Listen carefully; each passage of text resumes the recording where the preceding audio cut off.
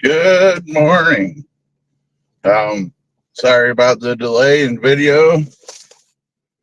I say this pretty much every day. There goes a bunny that just went through. Um, as I leave my house, my phone disconnects from the house internet, and it takes a minute sometimes for it to catch up to the mobile. Hi, good morning. How you doing?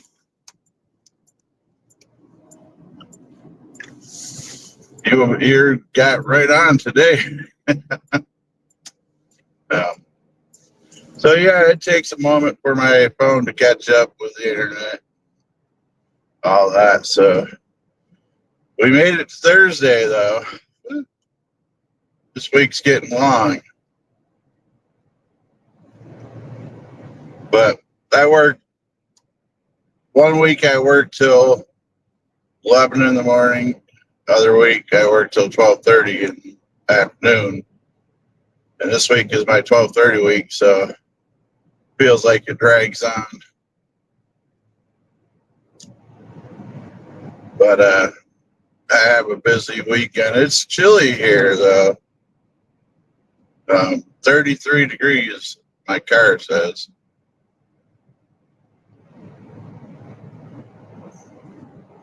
But the topic of the day, and we'll discuss it more in a minute, is curses,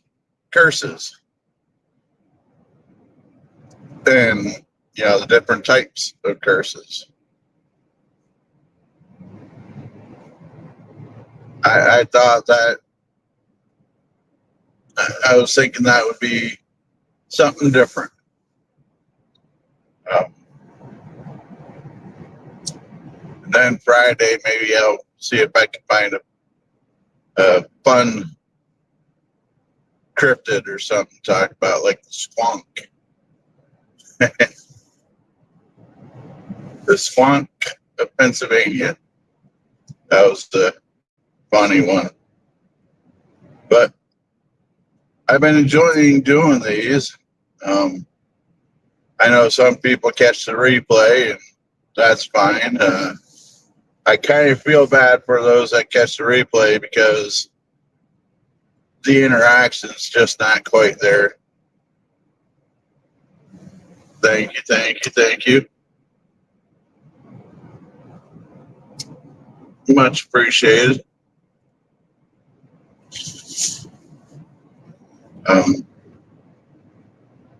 But yeah, it's supposed to be a little chillier this weekend here. I plan on, if all goes well, going and taking the test to get my ham operator license, the junior tech, I think it's called. So I would be able to, morningly, Lee, I believe, is going with me this weekend, this Saturday. And, oh, well, thank you for sharing me out as well.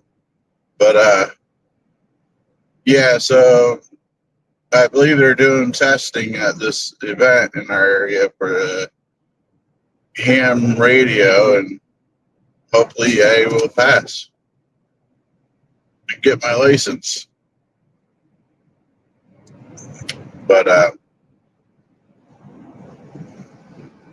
glad that you both could join me once again on this morning. Ham Fest. Yes.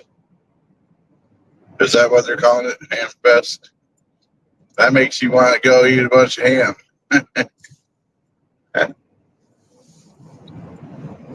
So, yeah, something I always,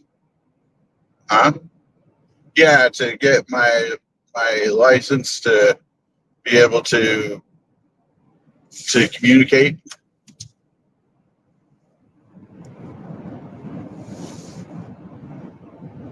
I guess they're going to be offering that there. So, curses. And feel free to talk about them if you like with me. But pretty much the very basic definition of curse. And no, I didn't look it up, but this is my wording of it. Very basically is a person will do some kind of action or speak some words to cause a outcome unfavorable for the person that they're cursing. That's the very basics of it. And there's many different types of curses. And obviously I cannot go through them all, but so they could be each type of, I don't know what I want to say, like the different types of curses from the different types of groups that wish to perform, say like the Egyptians, they would I'll steal the plug or air freshener from the quick fill bathroom. Yeah. But if you want to explain that, Lee, but you can. So from like the Egyptians, they would pray to gods and deities to cause whatever curses they felt needed to be cursed. Let's see, who else is there? Once again, my mind's going blank. So you got the Egyptians, you got like the voodoo that uses like dolls and witchcraft uses like items and herbs and such. You got the symbols that cause curses, like Lee was talking about, and some believe that you could just speak it at somebody and cause chaos. So it's very interesting the different ways that they feel that you could be cursed or how to curse somebody. And it could be something little like, I mean, this is kind of a curse when the mother or the parents speak to their kids. Oh, I hope your kids are 10 times worse than you. That's a spoken curse. Do they truly mean it? 99% of the time, no. But it is a spoken curse. And they say spelling, your words are putting a spell on somebody, putting a curse on somebody, spelling. So our words are very powerful. I truly believe that, not so much in the curse form, but what we speak is what we bring, is the energy that we put out there.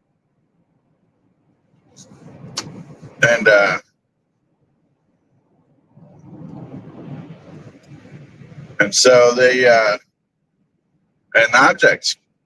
What about objects? Objects can be cursed.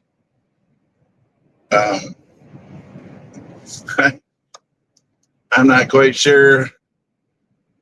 That could be taken a lot of ways. Wow, what a dry, boring subject. Wow, that's new information. But think about the cursed objects. The one that has not been spoke of in a long time is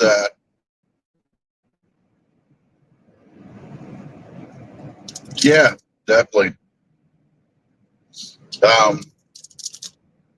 And there's and I'll get back to the objects, but while it's on my mind, is we wear talismans and we do certain things and other symbols to stop the curses or make them less cursed. You know what I mean? Like we'll do the sign of the cross over us when we think there's evil around. We'll use the rosaries as anti-curses and protections. Salt across the door and things like that.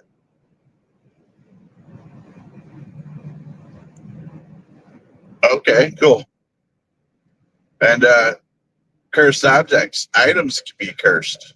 I mean, as I was getting ready to say earlier, before I went the other direction, before I forgot it, is there's some famous ones that really hasn't been spoke of in a long time.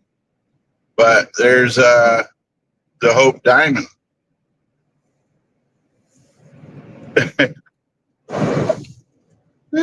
That was a lot of water. Did you catch that?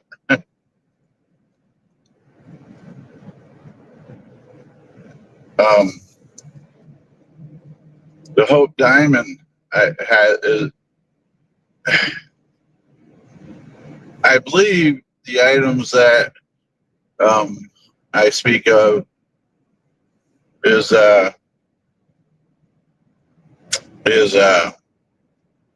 people end up passing away, whoever owned these.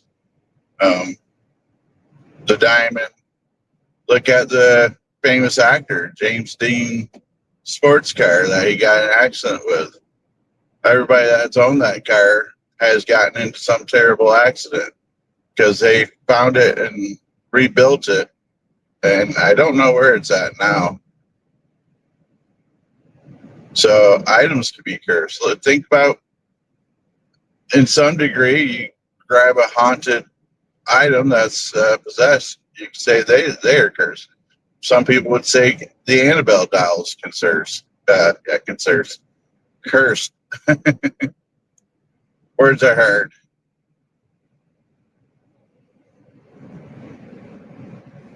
Yeah, little bastard, James Dean's car. I forgot they called it that.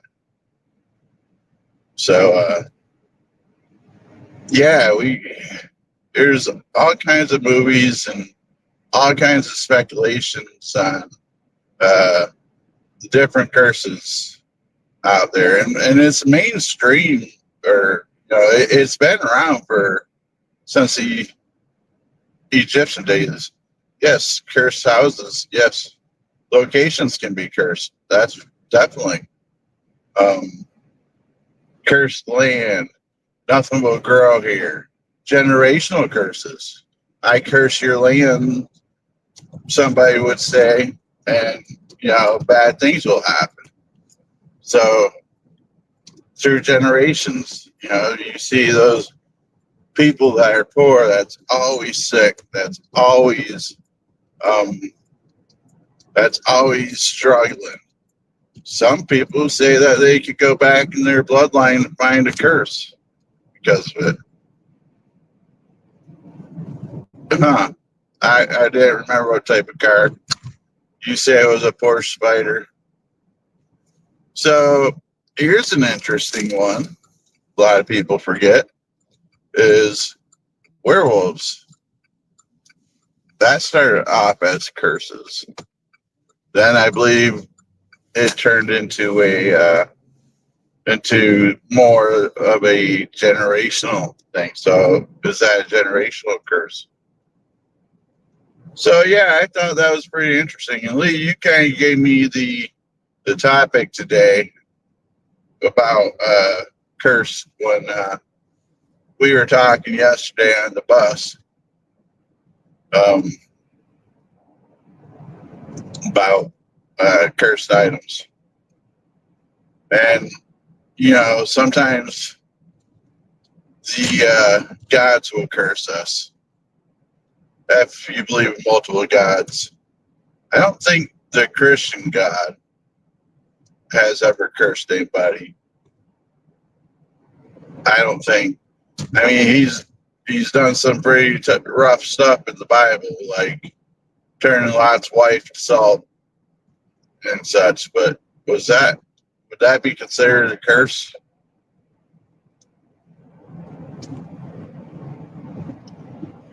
I'm not sure if that would be a curse or not. But the Egyptians strongly believed in curses. A lot of Appalachian folks is up in the hills and such of Appalachia and places like that strongly believe in curses. They strongly guard what they say. Yeah, yep, you're right. Cain was cursed to walk the earth. Yep. See, even in the Bible, there's curses. So thank you, Lee. Um, but yeah, they strongly guard what they say, and a lot of mountain folks will. Um, they truly believe in speaking curses. So it's a very fascinating subject, and you'll find that a lot of people say they don't believe in it, but you do something that they've heard was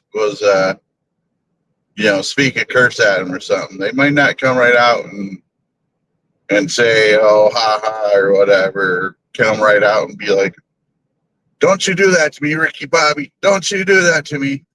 But you'll see their attitude kind of shift a little bit. But then again, being in movies and TV and such, you'll have that. People get nervous when they're not sure. I try to think about which movies outside of Werewolves and The Mummy that portray curses. And there was just several of them that come to mind. But there was the research I did, there wasn't like any direct curses that could be said. I suppose if I would have dug, it might have went to Cain sooner or later, but I didn't get that deep. La Llorona, I believe, is a type of curse. She got cursed from drowning her kids.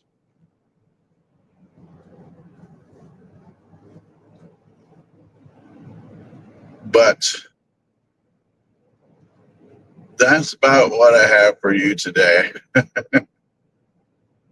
Some days I wish I had the ability to write stuff down and read them off.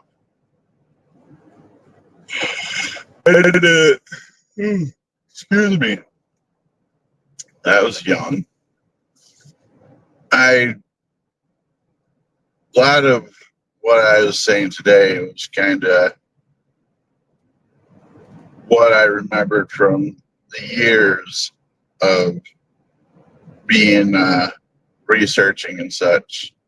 Because being paranormal investigators, that's something that we kind of have to keep in mind, because we have a saying in WASP, and that it might not be real to us, but it's real to them being the client.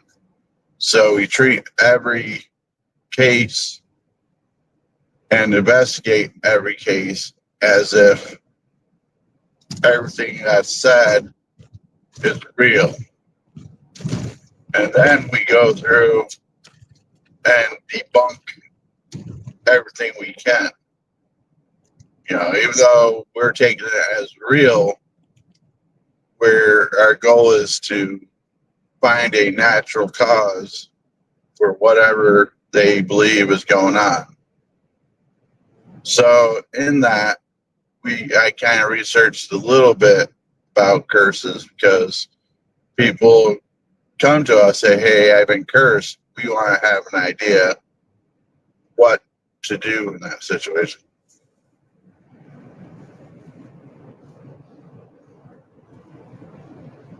Yo, yeah, believe it or not, and thank you, you reminded me that unless both parties truly believe in it, it really doesn't have much effect. And other than somebody physically forcing things to happen, that outside of that, and that leads me to the almost like the placebo effect, the sugar pills. We bring our own fate into stuff. So if you believe it's going to happen, you're going to almost manifest it and make it happen. Even if if you don't, even if there's no such thing, our minds are powerful and we will cause things to happen to us. So,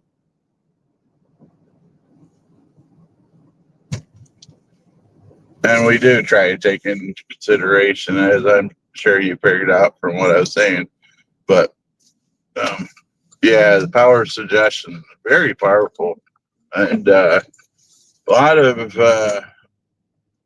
of even con people take advantage of that.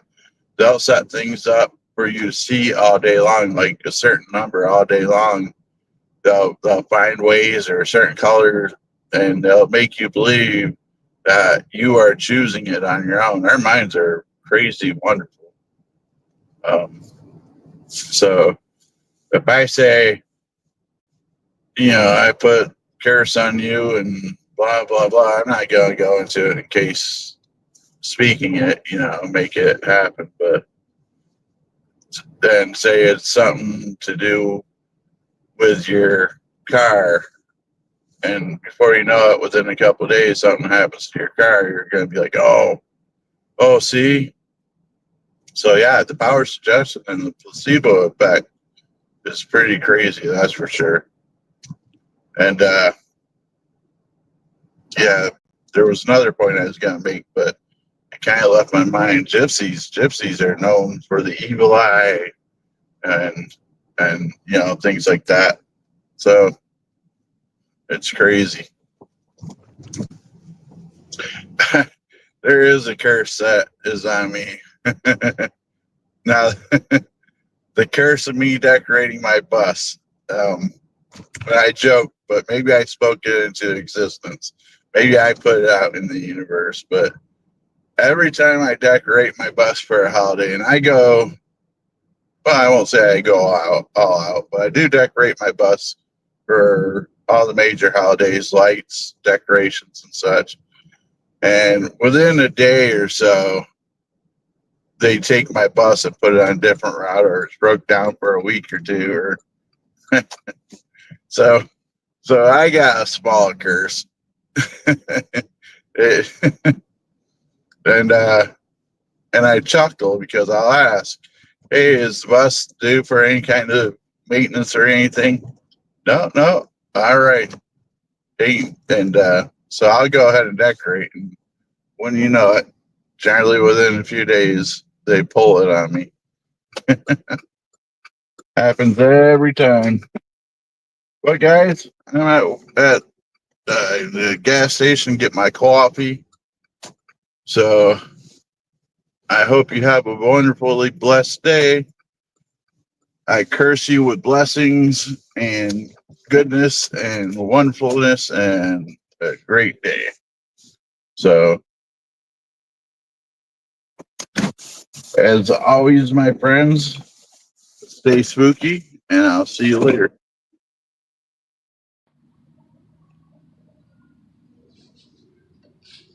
Well, hey everybody, thanks for stopping down and appreciate the visit. Now get the hell off of my porch. We'll see you the next time. Come on back.